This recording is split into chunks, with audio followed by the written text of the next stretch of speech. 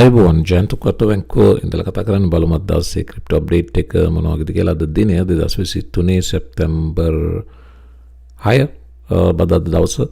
අද දවසෙත් සුපුරුදු විදිහට තොරතුරු ගොඩක් තියෙනවා ෂෙයා කරන්න. වීඩියෝස් බලන්න ගොඩක් කලාවට වීඩියෝ එකක් හෝ දෙකක් වර ලැබෙවි. ඊට කලින් මතක් කිරීමක් කරන්න ඕනි ටෙලිග්‍රෑම් ගෲප් එකේ ගොඩක් දෙනා මට පේනවා මේ වංචාකාරයන්ට අහු වෙලා බව. ඉතින් මේක මම නිරන්තරයෙන් මතක් කරනවා වීඩියෝ එකේ අද මුලම කියන්නෙත් ඒකයි. මේකේ මේ දැනටත් වර ස්ක්‍රීන් එකේ පේනවා මේ මගේ ප්‍රොෆයිල් පික්චර් එක යූස් කරපු ෆේක් ටෙලිග්‍රෑම් කෝල් එකක්. මෙවැනි කෝල්ස් මම ටෙලිග්‍රෑම් එකේ කාටවත් දෙන්නේ නැහැ. ඒ නිසා මේ වගේ එකක් ආවොත් කෙලින්ම දැනගන්න මේක ස්කෑම කෙනෙක්ගේ බව. වගේම ඔයාගේ wallet information එහෙම නැත්නම් වෙනත් bank information කිසිම දෙයක් මේ Telegram එක හරහාවත් මොනම social media platform එක හරහාවත් ජයන්ත උක්වත්ත හෝ ජයන්ත උක්වත්තගේ administrator කෙනෙක් හෝ කියලා කිව්වොත් දෙන්න එපා. එහෙම අය නැහැ. සහ මම කෝල් කරන්නෙත් නැහැ. ඒ නිසා ඊට පස්සේ අපහෝ මට චෝදනා කරන්න එපා. නැත්තම් මේ මගේ පැත්තට ඇඟිල්ල දික් කරන්න එපා. මේ කිසි දෙයකට මම සම්බන්ධ නැහැ. දැන් Telegram group එක ඇත්තටම කියනවා නම් අපේ භාෂාවෙන් දැන් මේක මට ඇණයක් වේගෙන යන්නේ. එහෙම වුණොත් මම මේ group එක ගාලවල දාන තැනට දැන් මේක ඇවිල්ලා තියෙන්නේ. ඉතින් responsibly පාවිච්චි කරන්න මේ media එක මම දන්නවා 99% අපේ අය මේක responsibly පාවිච්චි කරනවා. හැබැයි අර 1% මේ මුළු මේ platform එකම නරක තැනකට تعلق කරනවා. ඒ නිසා මේ වගේ මට නිරන්තරයෙන් ඔයාලට මතක් කරන්න සිද්ධ වෙනවා. සහ ඔය හැමදේනම වගකීමෙන් වැඩ කරන්න කාටවත් සල්ලි දෙන්න එපා. simply ජයන්ත උක්වත්ත කියලා ඉල්ලුවත් දෙන්න එපා. ඒ දෙන්නේ. ඔයාට මේක ඉගෙනගෙන කරන්න පුළුවන් නම් කරන්න. නැත්නම් සල්ලි ටික අතේ තියාගන්න. සල්ලි දෙන්න එපා. මේවා ස්කෑම් මතක තියාගන්න. මේ ඔන්ලයින් ඕන තරම් ස්කෑම් තියෙනවා. එක එක්කෙනාගේ ඉම්පර්සනේටර්ස් කියලා වචනයක් මේ තියෙන්නේ. වෙන කෙනෙක්ගේ ඩෙන්ටිටි එකක් වෙනුවෙන් පෙනී ඉඳලා සල්ලි ගන්නවා. මේ ඉම්පර්සනේටර්ස්ලා ඕන තරම් ඉන්නවා. ඒ නිසා මේවට අහු වෙන්න එපා. ප්‍රධානම කාරණේ අපිට ලෝකේ හදන්න බෑ. තමන් හැදෙන එක. ඒ නිසා අපි හැදෙමු. අහු වෙන්න එපා මේ කිසිම ස්කෑම් කෙනෙකුට. එතන ගියමු ක්‍රිප්ටෝ වලට තවත් බිට්කොයින් ඩෙඩ් කතාවක් එනවා. ජිම් ක්‍රේමර් කියනවා කියලා තියෙනවා Bitcoin is dead it's over pack your bags කියලා. මේක මම දන්නේ 480 වෙනි ගණන් වතාවට තමයි මේ බිට්කොයින් ඩෙඩ් කියන කතාව නැවතත් ආවේ පහුගිය දශකේ. ඉතින් බිට්කොයින් තෙරපිස් කියනවා ඔන්න ඉන්වර්ස් ක්‍රේමර් එක දැන් ඇක්ටිවේටඩ් කියලා. බිට්කොයින් බයි කරන්න හොඳ කාලය කියන එක වක්‍රව කියන්නේ. ඒ කෙසේ වෙතත් අද ඉකොනොමික් කැලෙන්ඩර් එක බැලුවොත් අද දවස් 6 වෙනිදා අද ඊට පස්සේ දෙනවා Fed beige book numbers මේ news එක කියලා එන්න තියෙන S&P final US services PMI numbers එන්න තියෙනවා.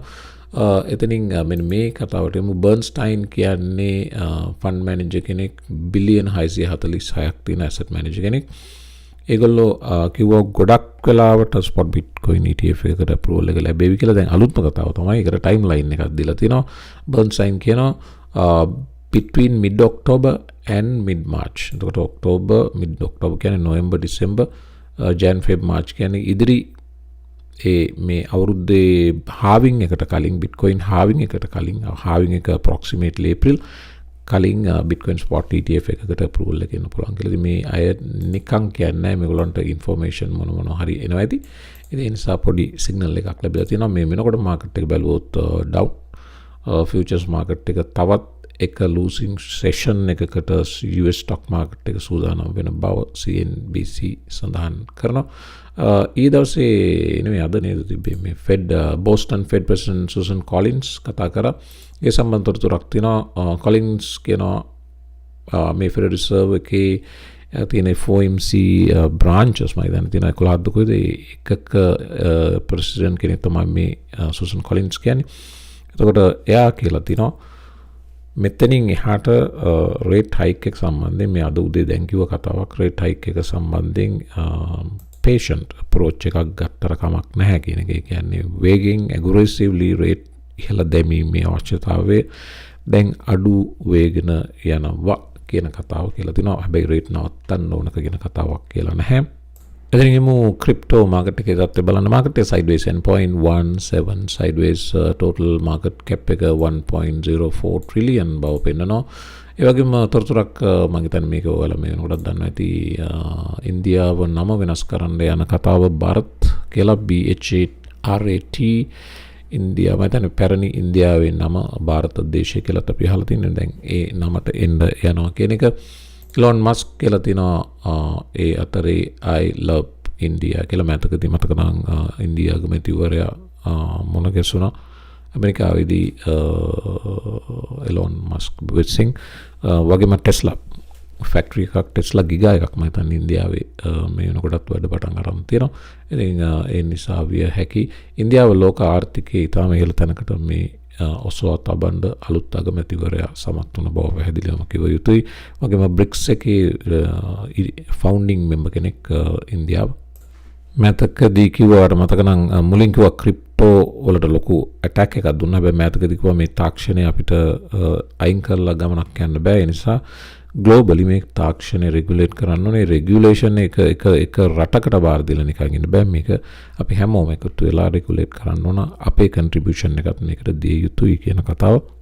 මේ අලුත්ම තොරතුර in El Salvador to introduce Bitcoin education in schools by 2024. මේක 2021 නම් කිව්වා ඉස්කෝලවලට මුල් මේක අධ්‍යාපනය දෙන්න පුළුවන් නම් හොඳයි කියලා. මෙන්න El Salvadorෙන් ඒ ආරම්භය ආරම්භ තියෙනවා. එන අවුරුද්දේ ඉඳලා ඉස්කෝලවල Bitcoin education එක මේ වෙනකොට යුනිවර්සිටි ලෙවල් එකේ පාඨමාලා තියෙනවා. දැන් ඒක ඉස්කෝලවලට ගෙන්න යනවා. මේ දැක්ක ඡායාරූපයක් තියෙනවා. මෙතන El Salvador will implement Bitcoin education into every public school in 2024. What an inspiring vision. මේක El Salvador විතර නෙවෙයි. දැන් මේ වෙනකොට ඊළඟ ස්ටෙප් එක කියුබා වරන් තියෙනවා. We announced the beginning of the first edition in Cuba of my first Bitcoin course. මේක El Salvador ආදර්ශය අරන් කරන බව තමයි සඳහන් වෙන්නේ. මම ඊයේ වීඩියෝ එකේ නැත්තම් පෙරේද වීඩියෝ එකේ කිව්වා Solana තමයි institutional investors ලගේ favorite altcoin එක කියලා. මෙන්න තවත් එකකට සාක්ෂියක් Visa partnership එකක් දාලා තියෙනවා. Visa කියනවා අපි USDC stable coin එක සහ Solana blockchain එක use කරනවා කියලා fast service එකක් දෙන්න credit card payments වලට. ඉතින් amazing partnership එකක් Visa Mastercard දෙගොල්ලම තරඟ කරනවා ක්‍රිප්ටෝ ස්පේස් එකේ ලොකු ෂෙයාර් එකක් ගන්න. මේ වෙනකොට Visa ඉදිරියෙන් ඉන්න බවත් පේනවා. මේ තමයි Visa කරපු අලුත් වැඩේ. ඒ නිසාම 5% ඊයේ Solanaත් අප්පුණා. Solana සම්බන්ධයෙන් හැගහගෙන ඉන්න බටන altcoin එකක් කියන එක තමයි ඒ නිසා තමයි මම දත් කිව්වේ. ඒ වගේම sentiment කියනවා altcoin එකක් දෙකක් ජම්ප් එකක් ගත්තට බොටම් එකේ ඉඳලා මේ වෙනකොටත් තවමත් most of the altcoins වැඩි ප්‍රමාණයක් ඉන්නේ value region එකට reach කරලා නිසා buy entry එකක් ගන්න තවමත් හොඳ කාලයේ ප්‍රමාද නැහැ කියන එක තමයි sentiment වාර්තා කරන්නේ. Glassnode එකෙන් Bitcoin buy කරනවා නම් හොඳ levels කීපයක් share කරනවා. Glassnode එකේ founding partner තමයි මේ තොරතුරු share කරන්නේ. ඒක Twitter handle එකේ තිබ්බේ මෙන්න මේ විදිහට share කරලා මේ chart එක දාලා එයා කියනවා Bitcoin potentially 23800 region එකට drop වෙන්න පුළුවන්. එහෙම වැටුනොත් එක්ක ඩිබ්බයි එකක් ගන්න පුළුවන්. එහෙම නැත්නම් 25800 සහ 26800 area එකේ hold කරොත් එතනින් bounce එක ගන්න පුළුවන්. දැනට තියෙන price එක යදාලා තියෙන no man's land එක්කෝ මේක bottom out වෙනකන් ඉන්න. ඊට පස්සේ RSI divergence එකක් බලලා entry එක ගන්න 23800 24800 region එකෙන්. එහෙම නැත්නම් 25800 26800 region එකේ hold වෙලා bounce වෙනකන් ඉන්න කියන කතාව තමයි Glassnode කියන්නේ. එකසේ වෙතත් Bitcoin තවමත් 25500. එතකොට අර කලින් Glassnode founder කියපු limit දෙකේ නෙමෙයි තාම ඉන්නේ no man land එකේ no man zone එකේ. එතකොට තාමත් බුල්ස්ලා ස්ට්‍රෝන්ග්ලි හෝල් කරන් ඉන්න බව අපි Bitcoin chart එකට ගිහලා බැලුවොත් තවම ඉන්නේ 25800 බව පේනවා. වෙනකොට මේ වගේ පේන්නේ 15 minute chart එකේ මේ පුංචි price channel එකකට හිර වෙලා තියෙනවා. මේක 25800 region එක bottom එක 25600 region එක තාම ඩොලර් 200ක් ඇතුලේ Bitcoin up down යනවා. දැන් මේ upper limit එකෙන් නැවත trending downwards. දැන්ට මේකයි තත්ත්වය. MetaMask කියන්නේ popular crypto wallet එකක්. MetaMask එක අලුත් feature එකක් හඳුන්වලා දුන්නා. මේ තොරතුර ඒ සම්බන්ධයෙන් MetaMask introduces bank and PayPal cash out options. එතකොට ඔයා hold කරන් ඉන්න crypto wallet එක ඇතුළෙම sell කරන්න පුළුවන් sell button එකක් ඒගොල්ලෝ introduce කරලා දුන්නා. දැන් මේ හරහා ඔයාලට sell කරන්න පුළුවන් වගේම PayPal වගේ එකක් use කරලා cash out කරන්න පුළුවන් option එකක් කරන් දීලා තියෙනවා. MetaMask කියනවා ensuring a way for users to enter and exit crypto freely is important. මේ MetaMask වගේ wallet එකක් ඉතාම වැදගත්. ඔය DeFi decentralized finance space එකේ සැරිසරනවා නම් MetaMask වගේ wallet එකක් සම්බන්ධ කළ යුතුයි එවැනි transactions වලදී. ඉතින් ගොඩක් මම දන්නවා අපේ community එකකට MetaMask wallet එකක් සාමාන්‍යයෙන් තියෙනවා. ඉතින් මේක තාම පහසුවක් වගේම මේක දැන් off ramp එකක් දීලා තිනවා. එතකොට wallet එකේ ඉඳලා ඔයාට fiat විදියට ගේන්න පුළුවන් PayPal එකට නැත්නම් ඔයාගේ bank account එකට direct ගෙන මේ පහසුකම් වෙනකොට දීලා තිනවා. මේ Twitter handle එක ඒගොල්ලන්ගේ බැලුවොත් ඒකේ පෙන්නනවා ඒ sell button එක ආදී වශයෙන් සියලු විස්තර මේ වීඩියෝ එක මම play කරන්නේ. නමුත් මේක හොයාගෙන බලන්න වටින වීඩියෝ එකක්. මේක තමයි ගෙවෙන පැය 24 ලොකුම නිවුස් එක විදියට ගන්න පුළුවන් Base Coinbase එකේ Base කියන layer 2 එක එකපාර outage එකක් ගිය බව වාර්තා වෙනවා. No funds at risk. මේකේ සම්බන්ධ මුදල් වලට කිසිම අනතුරක් නැහැ. නමුත් මේ වාර්තාව හැම මාධ්‍යම වාර්තා කර Coinbase layer 2 network base suffers first major outage since launch. Twitter එකේ මේක ලොකු තදටම යනවා කතාව. Coinbase chain just had its first major outage lasting for විනාඩි 43ක් තිස්සේ මේක network එක freeze වෙලා තිබ්බ බව. Blocks have just started to be produced again. නැවත යථා තත්ත්වයට පත් වුණ බවත් වාර්තා වෙනවා. ඉතින් Solana මතක නම් ඔයාලට මේක ගිය අවුරුද්දේ 7 වතාවක් විතර මේක සිද්ධ වුණා. Base එකටත් ඒ දේම වුණ බව තමයි වාර්තා වෙන්නේ. Another reminder that using Ethereum L2s is not the same as using Ethereum mainnet, which is more battle tested and involves fewer trust assumptions. ඉතින් මේකේ Matt Williamson කියනවා Ethereum එක use කරනවා වගේ safe නෑ Ethereum layer 2s තවමත් කියන කතාව මෙතනදී මතක් කරනවා. කෙසේ වෙතත් Base නැවතත් up and running. මේ week එකේ overall බැලුවොත් මේවා තමයි highlights විදිහට ගෙනෙන්නේ. Circle expands the support for native USDC. දැන් Optimism සහ Base වල support කරනවා. Visa partnership එකක් දැම්ම මම කලින් වීඩියෝ එකේදී මතක් කරා. Stable coin settlement options Solana එකේ. ඒ අතරේ BitGo partnership එකක් දැම්මා South කොරියාවේ හැනා බැංකුවත් එක්ක. ඒවා තමයි major සිදුවීම්. ඊළඟට pancake swap 8.88 million cake tokens million US dollar 11ක් වටන tokens burn කළ බව වාර්තා වෙනවා. Casio මම ඊයේ වීඩියෝ එකේ කිව්වා NFT series එකක් Polygon එකේ launch කරා කියලා. මෙවැනි සිදුවීම් මේ සතියේ ඉතාම විශේෂිත සිදුවීම් විදිහට ගෙනෙනවා. Tether සම්බන්ධ තොරතුරක් මේක. Tether ඔයාලට මතක නම් Tether එකට ප්‍රශ්න තිබ්බ කාලයක්. ඒ ප්‍රශ්න තිබෙත් ඒගොල්ලෝ ඩොලර් එක ස්ටේබල් හැම USDT එකකටම ඩොලර් එකක් බැක් කළ යුතුයි. ඒක තමයි ක්‍රමය. නමුත් මේගොල්ලෝ එහෙම බැක් කරලා තිබ්බේ නැහැ කියන චෝදනාව තිබ්බ. නමුත් ඊට පස්සේ ඒගොල්ලෝ ඒක සකස් කරා. ඒ වැරදීම නිවැරදි කරා. නමුත් ඒ සම්බන්ධයෙන් තවමත් කතා බහමකට තියෙනවා. ඒක කෙසේ වෙතත් මේක වෙන කතාවක්. මේක ඇවිල්ලා ඒගොල්ලෝ මේ වෙනකොට US Treasury bonds අරන් තියෙනවා. ලෝකේ ඉන්න දෙවෙනි ලොකුම Treasury bond holder බවට දැන් Tether පත් වුණ බව තමයි මේ වාර්තාවේ කියවෙන්නේ. එතකොට US dollar back කරන්න පුළුවන් cash විදිහට stable coin එකක්.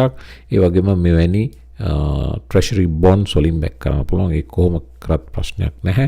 දැන් ඒකේ වැඩි කොටසක් Treasury bonds විදිහට hold කරනවා. ඉතින් Treasury bonds වල interest එක මේ වෙනකොට 4 to 5% ඉහළ අගයක් ගෙවනවා. ඒ නිසා Tether එකට ලොකු income එකක් මේ හරහාත් ලැබෙන බව මතක තියාගන්න. එතනින් අපි එමු Bitcoin සම්බන්ධ කතාවකට. Bitcoin exchange volume එක decline වෙලා තිනවා 2020 levels වලට. exchange volume එක according to reports the transaction volume in Bitcoin decreased to the levels of 2020. මේ වෙනකොට Bitcoin transaction volume එකේ benchmark තියෙනවා. ඒකසේ වෙතත් Rick Edelman කියන්නේ 291 billion manage කරන fund manager කෙනෙක්. Rick Edelman ගේ Bitcoin prediction එකක් තියෙනවා 2025 වෙනකොට Bitcoin එකක් ලක්ෂ 1.5කට 2025 මැද වෙනකොට එක Bitcoin එකක් 150,000 reach කිරීමේ potential එක තියෙන බව මේ I am traditional investors Robert Kiyosaki වගේ අය ඉතින් මේගොල්ලෝ මෙවැනි predictions දෙන එක ඉතාම වටිනවා මේ financial space එකේ සෑහෙන කලක් invest කරලා experience තියෙන investors ලගේ කටින් මේවා කියවන එක bitcoin සම්බන්ධ ලොකු විශ්වාසයක් ඇති කරගන්න මෙවැනි කතා වැදගත් day trade කරන්න interest ආය Patreon එකේ සම්බන්ධ විය හැකි link එක තියෙනවා YouTube video description box එකේ වෙන කිසිම links එක පාවිච්චි කරන්න එපා link එකක් day trade කරන්න කැමති membership එකකින් සම්බන්ධ වෙන්න swing trade කරන්න interested නම් සම්බන්ධ විය හැකි second membership එකේ ඉඳලා ඉහළට මේ මොහොත වෙනකොට මම දීපු එවැනි එක short එකක් තමයි මේ profit target reach කරේ ඉතින් මෙවැනි entries exits දැක්කොත් stop එක entry එක ආදී වශයෙන් සියලු විස්තර post වෙනවා Patreon එකේ ඔයා interested නම් සම්බන්ධ වෙන්න Gala team එක ඇතුලේ ලොකු ප්‍රශ්නයක් ගියා පහුගිය කාලේ වල මතක නම් මේ වෙනකොට price එක 98% drop වෙලා තියෙන බව තමයි Gala සම්බන්ධ වාර්තා වෙන්නේ මේ මොහොත වෙනකොටත් Gala prices drop Gala ලස්සන price breakdown එකකට මේ වෙනකොට සූදානම් වෙනවා මේක සාමාන්‍යයෙන් අපි දන්න pattern එකක් නෙමෙයි මේ down trend එකක bearish flag එකක් මේ වගේ down trend එකක් ඇවිල්ලා මේ වගේ pattern එකක් ආපුවම සාමාන්‍යයෙන් ඒක trend එක පැත්තට continue කරන්න ලොකු chance එකක් තියෙනවා. ඉතින් එවැනි pattern එකක් මේ වෙනකොට form වෙමින් යනවා. ඉතින් Gala price එක මේ වෙනකොට බැලුවොත් 7.159 දක්වා drop වෙලා තියෙනවා. අද දවසේ top gainers ලා 11% synthetics 3.5% or GMX 3% ඒක තමයි mainly losers ලා බැලුවොත් Stellar 5% down Stellar තමයි අර මම පෙන්නුවේ අර short එක මේක එතකොට Stellar ඊළඟට අංක දෙක ඉන්නවා 2% XDC සහ 2% MNT Casper 2% mostly sideways market එකක් ලොකු gainers ලා දෙන්න එක gain කෙනෙක් හිටියා losers ලා ලොකුවට නෑ mostly sideways මේක තමයි මේ පැයේ තත්වය අපි දවස් බැලුවොත් ගෙවෙන පැය 24 synthetics සහ Casper තමයි leading gainers like XLM තමයි leading loser විදිහට පේන්න ඉන්නේ මෙන්න මේ නිවුස් එක මම දින ගානක් පෙන්නන්න හිටියා ඒක පරක්කු වුණා නමුත් මම පෙන්නන්නම් pessimistic whale මේ මාකට් එක ගැන ඒ තරම් සුබවාදී ආකල්පයකින් නොඉන්න whale කෙනෙක් altcoin 12ක් තොගයක් මාකට් එකේ ඩම්ප් කරා ඒ තොගේ අතර මෙන්න මේ altcoin තියෙනවා Arbitrum, Lido, FXS, Uniswap, Maker, WLD Worldcoin, STG and WBTC, Blur, WETH, Silo and LIT මේ තොගේම ඩම්ප් කළ බව වාර්තා වෙනවා මේක grayscale එකෙන් එන්නේ grayscale prods SEC to approve bitcoin spot ETF after court victory මේ prod කියන්නේ නිකන් meaning එක විදිහට බලුවොත් නිකන් nudge කරන ඇඟිල්ලෙන් අයිනවා වගේ නිකන් push කරනවා වගේ කතාවක් prod කියන්නේ ඒ grayscale lawyers ලා විසින් නැවත ලියවිල්ලක් බාර දුන්න බවට SEC එකට සඳහන් වෙනවා දැන් උසාවි තීන්දුව අවසానයි ඒ නිසා spot bitcoin ETF එකට අවසරය දෙන්න කියලා ඇඟිල්ලෙන් එන යන කියන තැනට දැන් එවිල්ලා තියෙනවා කියන එක තමයි මේකේ සඳහන් වෙන්නේ.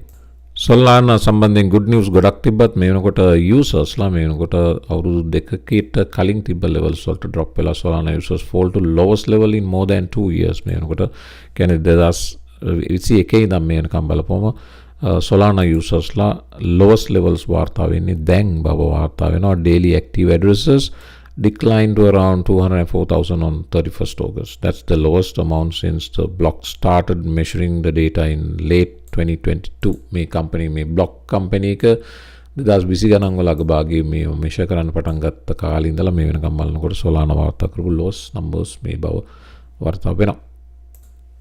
Bitcoin trending downwards මේ Patreon එකේ මම share කරපු තව trade එකක් මේක